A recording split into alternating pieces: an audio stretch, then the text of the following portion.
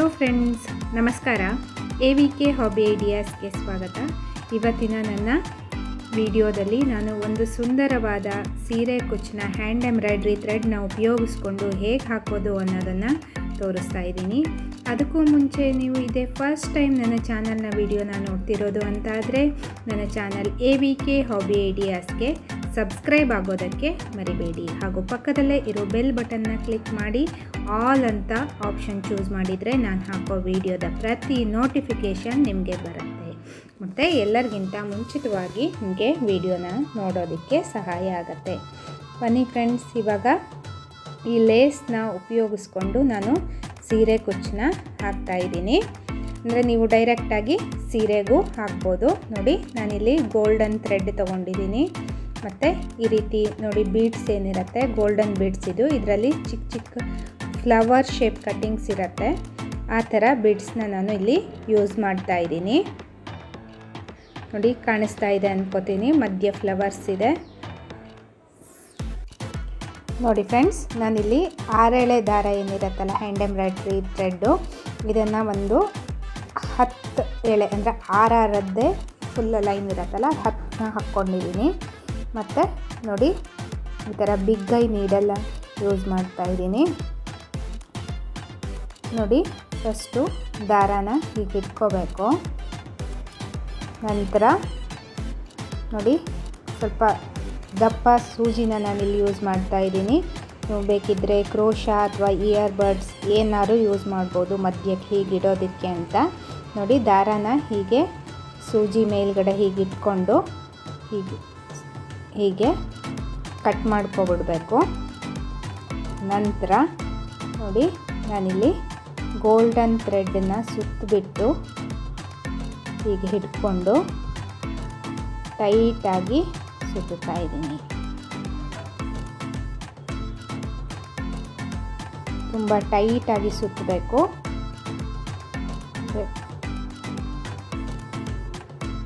ನೋಡಿ, ಹೀಗೊಂದ್ಸಲ ಸರಿ ಮಾಡ್ಕೊಂಬಿಟ್ಟು ನಾವು ಹೀಗೆ ಹೂ ಕಟ್ತೀವಲ್ಲ ಆ ರೀತಿ ನಾಟ್ ಹಾಕ್ಕೋಬೇಕು.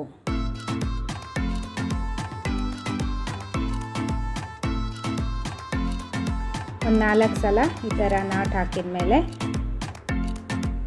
ಈ ರೀತಿ ನೋಡಿ ನಾಟ್ ಹಾಕ್ತಾ ಇದ್ದೀನಿ. 2 ದಾರ ಸೇರಿಸ್ಬಿಟ್ಟು ಒಂದು 2 ರೌಂಡು ಹೀಗೆ ನಾಟ್ ಹಾಕ್ತಾ ಇದ್ದೀನಿ.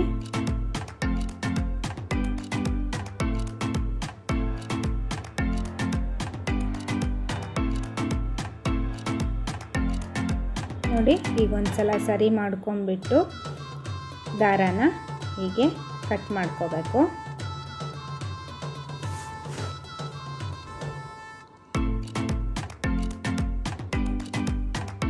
ನಂತರ ದಾರನೆಲ್ಲ ಒಂದ್ಸರಿ ಹೀಗೆ ಒಂದೇ ಲೆವೆಲಿಗಿದೆಯಾ ಅಂತ ನೋಡಿಕೊಂಡು ನೆಕ್ಸ್ಟು ನಾವು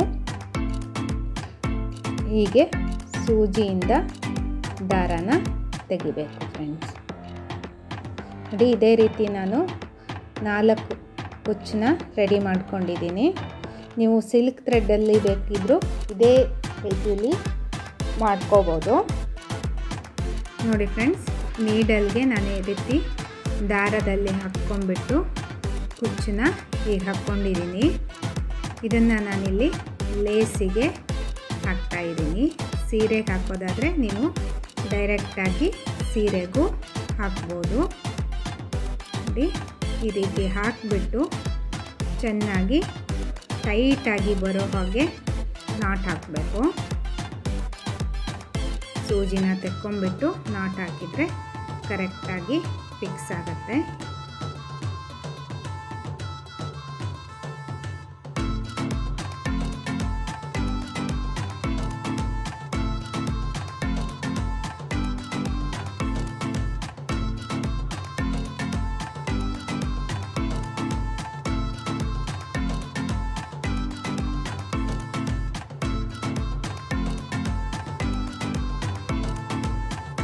ನೋಡಿ, ಇದೇ ರೀತಿಯಾಗಿ ನಾನು ಈ ರೀತಿ 1 ಫಿಂಗರ್ ಗ್ಯಾಪ್ ಬಿಟ್ಟು 4 ಕುಚ್ಚನ್ನು ಹಾಕ್ತಾಯಿದ್ದೀನಿ.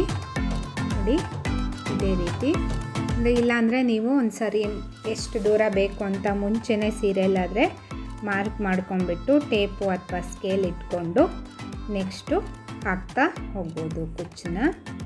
ಅದು ತುಂಬ ಈಸಿ ಮೆಥಡು. ನೋಡಿ ಫ್ರೆಂಡ್ಸ್, ಇಲ್ಲಿ 4 ಕುಚ್ಚನ್ನು ನಾನು ಹಾಕಿ ತೋರಿಸಿದ್ದೀನಿ. ಇವಾಗ ನೋಡಿ ನಾನು ಅದೇ ಸೇಮ್ ಥ್ರೆಡ್ನೇ ಉಪಯೋಗಿಸ್ತಾ ಇದ್ದೀನಿ. ಅಂದರೆ ನಿಮ್ಮ ಸೀರೆಗಾದರೆ ನಿಮ್ಮ ಕಲರ್ ಕಾಂಬಿನೇಷನ್ ನೋಡಿಕೊಂಡು ನಾರ್ಮಲ್ ಸೂಜಿ ದಾರ ಏನಿರುತ್ತಲ್ಲ ಮಷಿನ್ ಥ್ರೆಡ್ಡು ಅದನ್ನು ಯೂಸ್ ಮಾಡ್ಬೋದು. ಹೀಗೆ ತೊಗೊಂಬಿಟ್ಟು ನೋಡಿ ಈ ಬೀಡ್ ಏನಿರುತ್ತಲ್ಲ ಗೋಲ್ಡನ್ ಫ್ಲವರ್ ಬೀಡ್ಸು ಇದನ್ನು ಹೀಗೆ ಹಾಕ್ತಾಯಿದ್ದೀನಿ. ನಂತರ ಲೇಸ್ ಒಳಗಡೆಯಿಂದ ಹೀಗೊಂದು ಸಲ ಹಾಕ್ಕೋತಾ ಇದ್ದೀನಿ.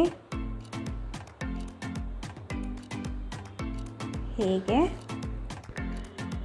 ನೋಡಿ, ಹೀಗೆ ಮತ್ತೊಂದು ಬೀಡನ್ನ ಹಾಕ್ಕೋತಾ ಇದ್ದೀನಿ.